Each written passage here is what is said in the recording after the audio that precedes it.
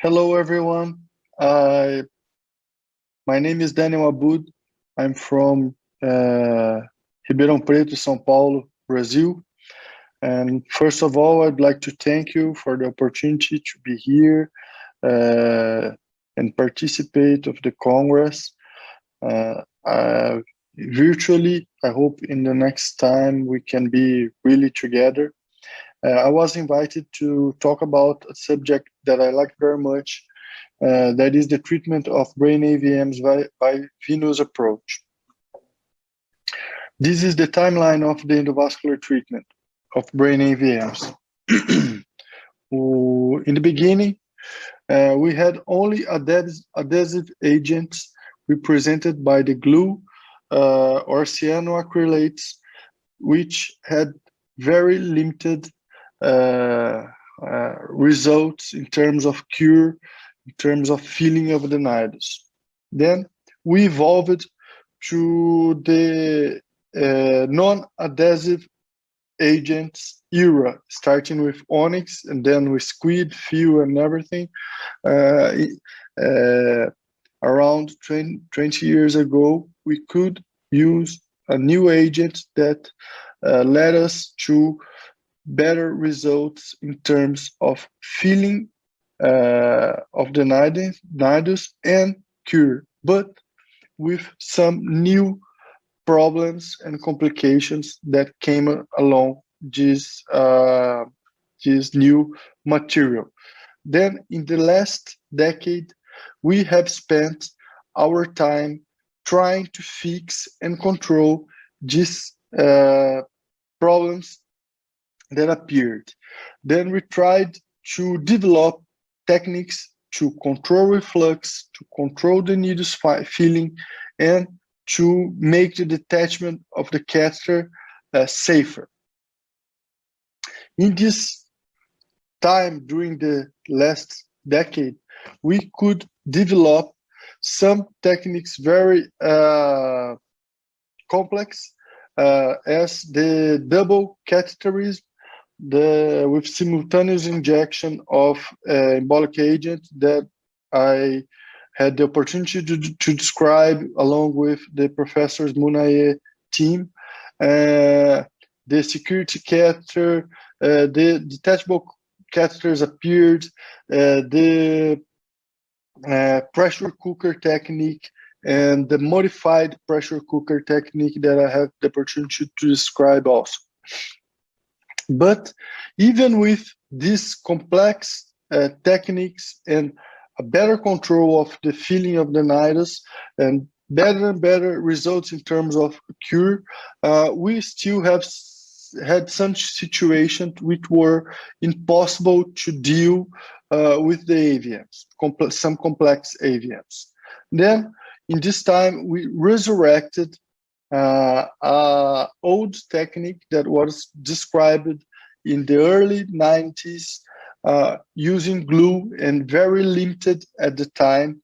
There was the venous approach and injection to treat and brain AVM. At this time, because of the glue was a limited material, we could use this technique only in fistulous shunts, not in AVMs with real nidus. But with the evolution from glue to non-adhesive agents, it became possible, and the technique was redescribed, and in this time we enter in the venous approach era. The first article describing this technique was published by Professor Munaye. I'm going to show it, but first we are going to see how the venous injection works in terms of hemodynamics. Then we have a drawing that shows the artery, the nidus, and the vein. In this technique, we put the catheter through the vein until reach the nidus backwards. Then we start the injection of the embolic agent through the vein. Of course, we don't have the first entry. We have only the reflux because the flowing is in this way. Then we have to control slowly and patiently the reflux to fill the vein until this reflux grow strong and rigid, and the embolic agents can enter the nidus from the vein until the artery completely backwards. Because it's very strange to think at the beginning, as described in this first article in 2011, 10 years ago, it was proposed some criteria very strict to use these techniques. We can divide in anatomical criteria and exclusion criteria. Let's see the anatomic criteria. The nidus should be small, at maximum 2 centimeters. We have to have an accessible venous route. The venous drainage should be single, slow, and thin, without any safe arterial access. These were the anatomical features. And because it was an exclusion treatment, the AVM should be ruptured, deep, and most of all, unfavorable for any other treatment, or an exclusion last thing to do criteria. This was in the beginning. And let's see the typical example of this situation. Deep thalamic ruptured AVM that was treated from arterial approach in the first session, and we had a partial occlusion. In the second session, look at the features that we have now. A small nidus without any safe arterial access, a small single vein. Then this is perfect and in an unfavorable location. This is perfect for Vison's approach. Then we navigate a catheter through the vein until reach the nidus. Start the injection. We have the reflux, and then the way of the embolic agents inverses, and we fill all the nidus from the vein. This is the final result.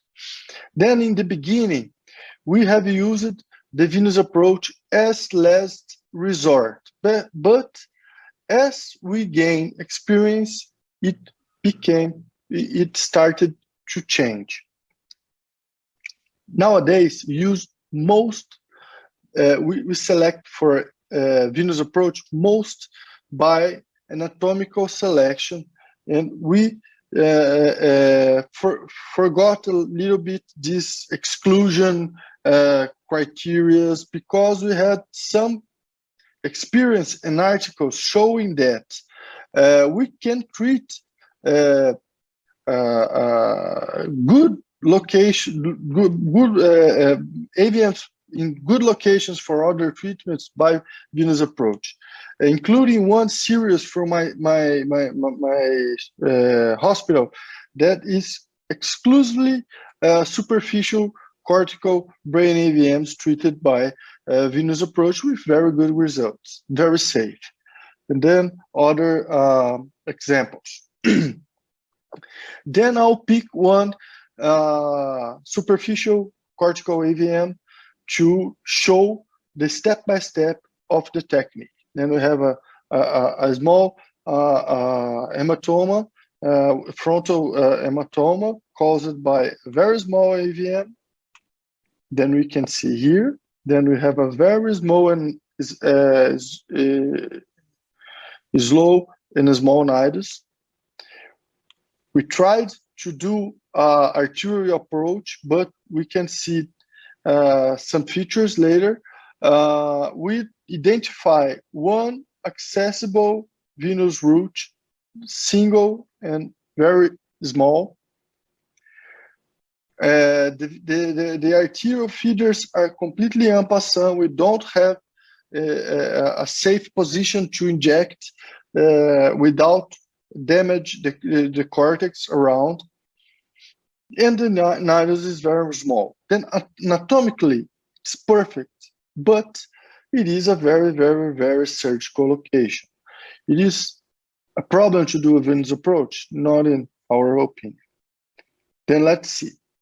First, we access the venous system by the jugular vein. Every time, always by the jugular vein, never by the femoral vein, because sometimes you have to cut the catheter, and it's better to cut it at the level of the neck than at the femoral vein, where the catheter is going to stay passing through the heart. It's not very, very good for to let a catheter inside the heart, and it's better to cut it in the neck. Then we put a placement. We perform a placement of a guiding catheter, introducer, then a guiding catheter, usually distal access guiding catheter. If we perform a microcatheter from the arterial side, we can leave the microcatheter. It is useful to do some injections to assure that the AVM is cured, and it's in the case of some rupture, you have an arterial access to control damage and everything. Then here we have the navigation through the vein. I always use a detachable catheter because I retrieve the catheter in 2/3 of the time. Then I prefer to use, but some don't. And here you can see the tip of the catheter touching the nidus through the vein. We start, here we have the arterial catheter and the venous catheter. We start to inject through the vein. We have some reflux. The injections should be very slow. It's going to fill the vein until it reaches a nice plug, and the agent is going to advance to the nidus, and the filling of the nidus backwards is very, very fast, very nice, and we can fastly cure the AVM from the venous side. Then after the procedure, we have to remember that we have learned several nice techniques from the arterial side to deal with a lot of situations during the last decade. And we should not forget it when we are going to use the venous approach. We can sometimes associate or take some ideas, associate the arterial and the venous approach, and take some ideas of the arterial approach and bring to the venous approach, and you can see, you are going to see we can do very nice procedures in using these concepts. The most important point of the venous approach is to control the venous reflux, and we have a lot of we can do it in some different ways. We can just work the reflux as I could show you in the other examples before, called the porcelain vein. We can combine the arterial approach to slow down the flow, and then inject from the vein, we are going to see it's a very nice strategy. I like it very much to associate a double injection, one from the artery, the other one from the vein. We can put more than one catheters in the vein and inject the embolic agent simultaneously. And of course, we can translate the pressure cooker from the artery to the vein and perform a venous pressure cooker. Let's see some examples. Combine the arterial and the venous embolization.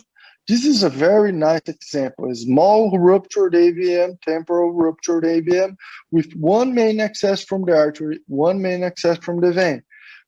Why not? We put a catheter in the artery, we put a catheter in the vein.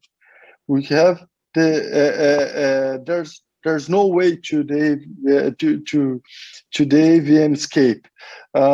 Then we start injecting from the artery without wait any reflux, just to slow down the direct flow.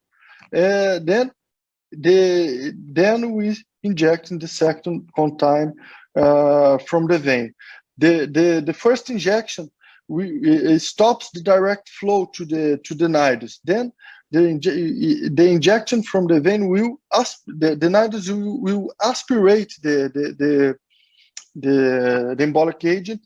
It is very fast, and we can feel the artery, the foot of the vein, and the nidus.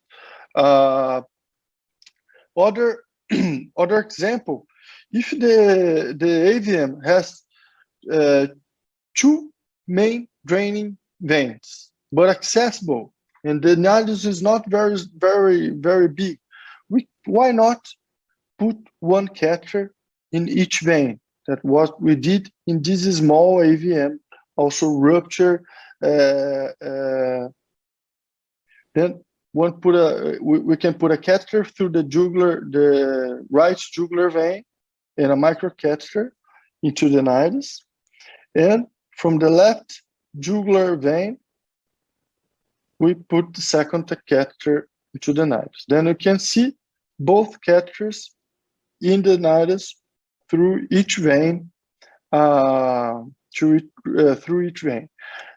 We perform the same technique we do in the double catheterism from the artery. We start to inject from the first catheter until we have some reflux. Then we pass to the second one.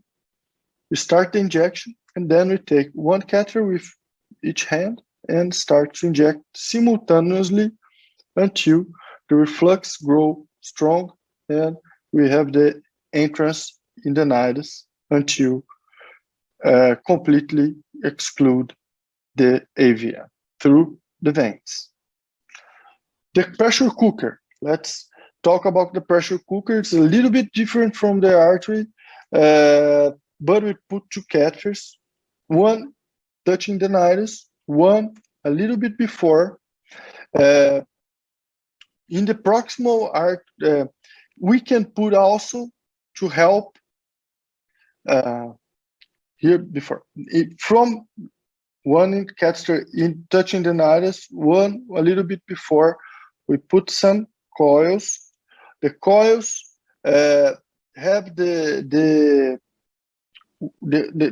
coils will handle will stop the reflux very fast and make an entrance to the nidus. But we can enhance that.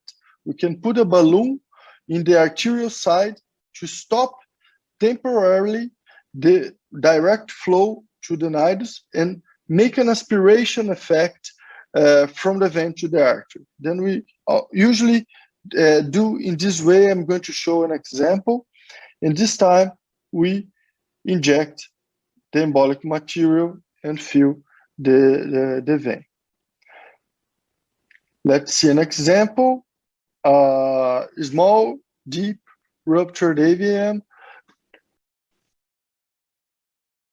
fed by the anterior choroidal artery, no good, very unsafe access, a small nidus, and one main collector vein collector, but a little bit larger than the other ones that I have showed to you. Okay. In the first place, I like to have the control of all the territory of the feeders. Then I put a catheter in the vertebral artery, another catheter in the carotid artery. Then I can see all the choroidal system to assure that the AVM is cured before I retrieve everything. Then put a catheter inside the jugular vein. Here, what I have showed to you before in the draw, a catheter touching the nidus, a catheter a little bit before to put the coils, This is important and very personal. I don't like personally to use glue in the venous pressure cooker. Why?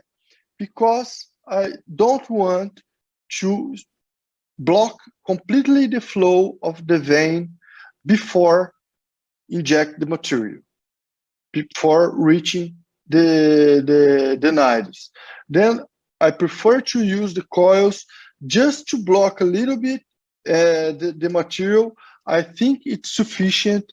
I don't think it's needed to inject glue, but it's personal. Then we retrieve the catheter. We put a balloon blocking the anterior choroidal artery to make the aspiration effect, and let's see the injection of the material. Another, again, one catheter in the nidus, one catheter a little bit before, and the balloon in the carotid artery. The coils, again, no glue. Look that there is no complete blocking of the vein. Just help the material to stay. Here, during the injection, the first place with the balloon inflated, we have the filling of the vein. Look how the coils hold the embolic agent. As we fill the vein, the embolic agent starts to fill the collectors, the proximal collectors, and then to fill the nidus completely.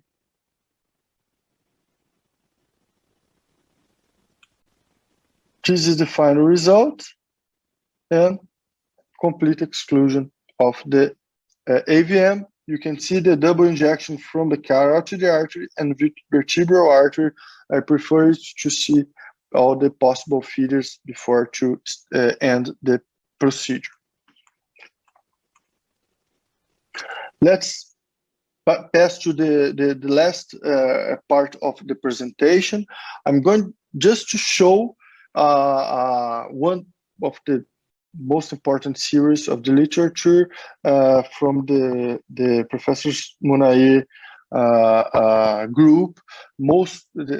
In my opinion, the most important publications about venous approach is from the service of Professor Munaye. He taught me the little bit what I know about the subject, and I'm just going to show the results to make to raise a thought about this technique. Then we have around 40 AVMs treated. You can see a lot of corticals in this time already, with a very high rate of cure. It has to be used in this way. We can use it to occlude partially, but in some situations, very special, with a very, very low complication rate if we consider very special AVMs and difficult to handle with other techniques. And what does it mean? Does that make the AVM treatment by venous approach the safest technique that we have? Not necessarily. It means that the AVMs selected to venous approach has to be very well chosen. These are very highly selected cases. Very important to know that. In selected cases with right anatomical selection, the results are really very safe. Let's finish up talking about some complications that can happen with the venous approach. First of all, the perforation of the vein. You know that to navigate through the vein is more delicate than to navigate in the artery. And sometimes we can perforate the vein. As we work in a territory, usually to select this treatment, a vein not very large, the AVM has to have a flow not very high. This is venous perforation.